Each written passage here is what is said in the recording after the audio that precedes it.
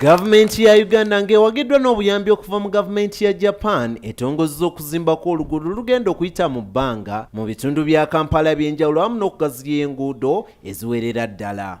Pulojekiti eno eyitiddwa Kampala Fly egenderereddwaamu okendeeza ku Mugotteko gw'ebidduka awamu n'okwanguya entambula y'ebidduka mu Kampala.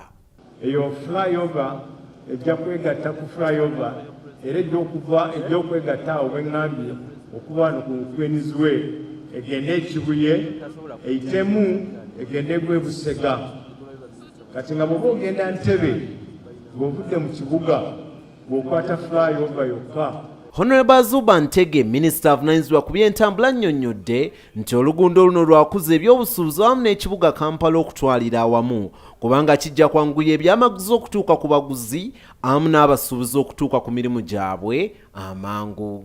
Uganda still relies heavily on its road network for the movement of over 90% of its goods and passenger traffic. Roads are the dominant mode of transport, and therefore road infrastructure is critical to achieving the national aspiration of a strong private sector-led growth that contributes to economic development and poverty eradication.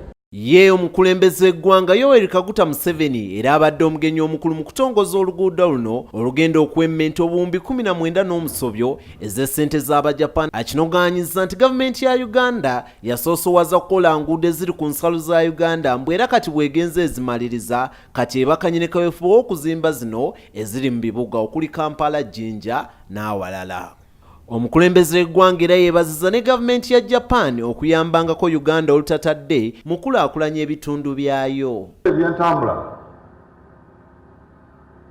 twasooka okusala eddiba lya Uganda funa oluguudo lwa kolas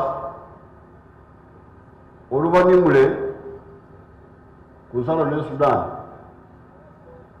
lutuuke Kisoro.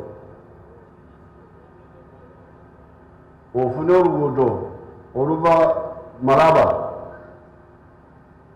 lutuuke Mpondwe. You helped us with the source of the Nile Bridge. Mbakubire ko mungalo banange endashime ebulwajiwa, and I thank Japan government for this contribution.